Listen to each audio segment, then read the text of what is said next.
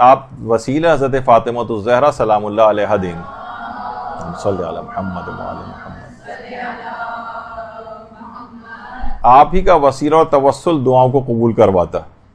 باقاعدہ جو کتاب لکھی گئی ہے نوردبان آسمان کے نام سے، اس میں آیت اللہ سید رضا بہاؤالدینی وہ یہ فرماتے ہیں کہ ہم یہ بات جانتے ہیں کہ جس درخواست پر بھی حضرت زہرا کے دستخط ہو جائیں اس پر گویا رسول اور ائمہ کے دستخط بھی ہو گئے. یہ سمجھ جائیے کہ اس پر رسول اور ائمہ نے بھی دستخط کر دی. جس دعاؤں کی درخواست پر حضرت زہرا نے دستخط فرما دیے بس خود بخود پیغمبر اسلام اور تمام معصومین کی دستخط بھی اس پر ہو جاتے ہیں، اور فرماتے ہیں یہ ایسی بات ہے جس میں کوئی کلام نہیں، کوئی کلام نہیں، کوئی دوسری بات نہیں.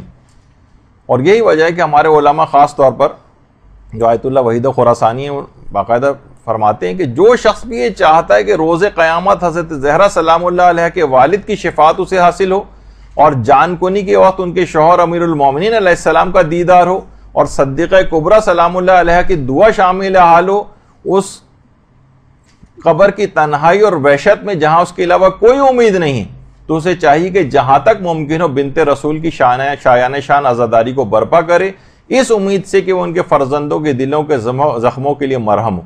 تو آپ نے فرمایا کہ یہ جلوس اور مجالس عزا اس آیت قل لا اسألکم علیہ اجرا الا المودۃ فی القربى کا مصداق ہے.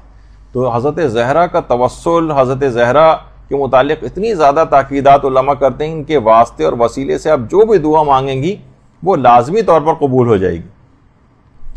اور اس حد تک کہ آیت اللہ سید مرتضی رضوی کشمیری، یہ کشمیر کے علاقے کے تھے، اور یہ ملا حسین قلی حمدانی کے شاگردوں میں سے تھے، خود عرفہ میں تھے.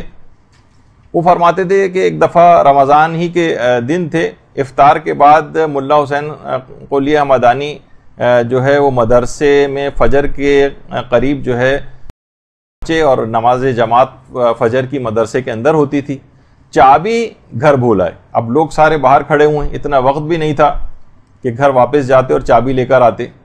تو اپنے آنے والے جو ساتھ میں افراد تھے ان کی طرف متوجہ ہوئے اور کہا کہ مشہور ہے کہ مادر موسیٰ کا نام لینے سے تالے کھل جاتے ہیں، تو کیا ایسا ممکن ہے کہ میں فخر مادر موسیٰ حضرت زہرا سلام اللہ علیہ کا نام لوں اور تالا نہ کھلے؟ کہہ رہے ہیں ابھی نام جملہ مکمل نہیں ہوا تھا کہ اسی وقت مدرسے کا تالا خود بخود آواز آئی اور جھٹکے سے تالا کھل گیا.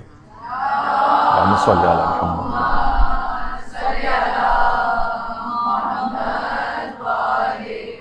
ہماری قسمتوں کے بند تالے حضرت زہرا کے توسل سے نہایت آسانی کے ساتھ کھل سکتے ہیں.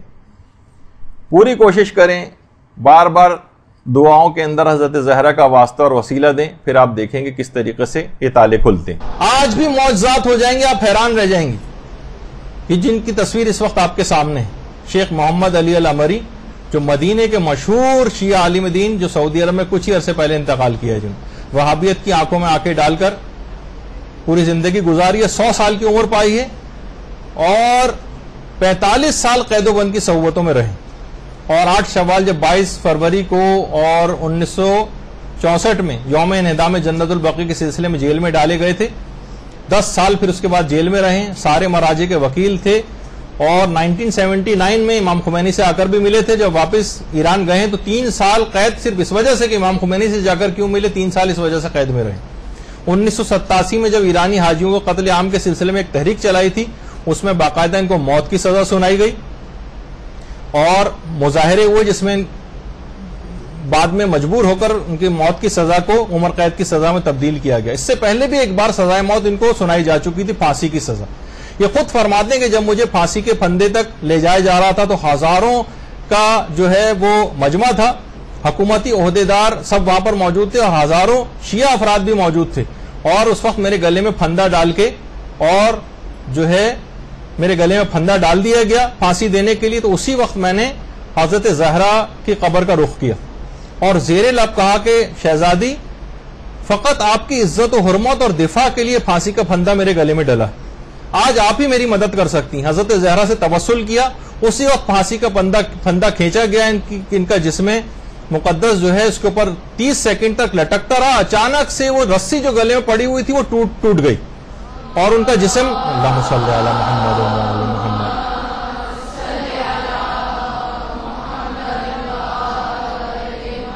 نیچے گر پڑے. اس کے بعد لوگوں کا ایسا پریشر ہوا کہ دوبارہ ان کو سزائے موت نہیں دے سکے. اس کے بعد خود فرماتے کہ 35 دن تک میں بے ہوش رہا ہوں اور مدینے کے ایک اسپتال میں 35 روز بعد مجھے ہوش آیا. ان کے اکثر و بیشتر بادشاہ ان کے قتل کا ارادہ کرتا رہا سعودی عرب کا, لیکن بادشاہ کو ایسے ڈراؤنے قسم کے خواب آتے رہے کہ پھر وہ ان کے قتل سے جو باز آیا. بعض دفعہ تو یہ بھی ملتا ہے کہ باقاعدہ بادشاہ نے ریگستان میں ایک فوجی ہیلی کاپٹر کے ذریعے ان کو بڑے بڑے ریگستان وہاں پر پھکوا دیا, لیکن اگلے دن وہ دیکھ کر حیران رہ گئے. ایک حکایت میں یہ ملتا ہے کہ یہ خود ہی واپس آ گئے تھے, اور ایک میں یہ کہ وہ ہیلی کاپٹر کا جو پائلٹ جو ان کو اس ریگستان میں بیچ میں گئے پھینک کے آ گیا, تو وہ دوبارہ ہیلی کاپٹر لے کے گیا, پتہ نہیں کیا دماغ میں آیا ان کو, پھر دوبارہ لے آیا وہاں سے. تو بہرحال یہ تمام چیزیں ایسی ہیں کہ آپ آج بھی, اچھا خاص طور پر امام خمینی اور آیت اللہ خامنئی سے تو تھے ہی بہت زیادہ عقیدت مند, لیکن آیت اللہ خوئر, آیت اللہ سیستانی سے اس حد تک عقیدت رکھتے تھے کہ ایک ان کی تصویر فریم کروا کے جو تصویر میں بھی آپ کے سامنے اپنے سرہانے جو ہے وہ رکھا کرتے تھے.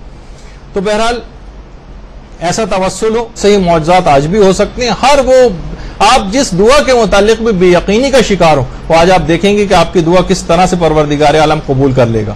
اور شیخ کاظم ان کے انتقال کے بعد ان کے بیٹے اب وہ ان کی جگہ پر آئے ہیں اور یہی سارے انتظامات کو وہاں پر سنبھال رہے ہیں.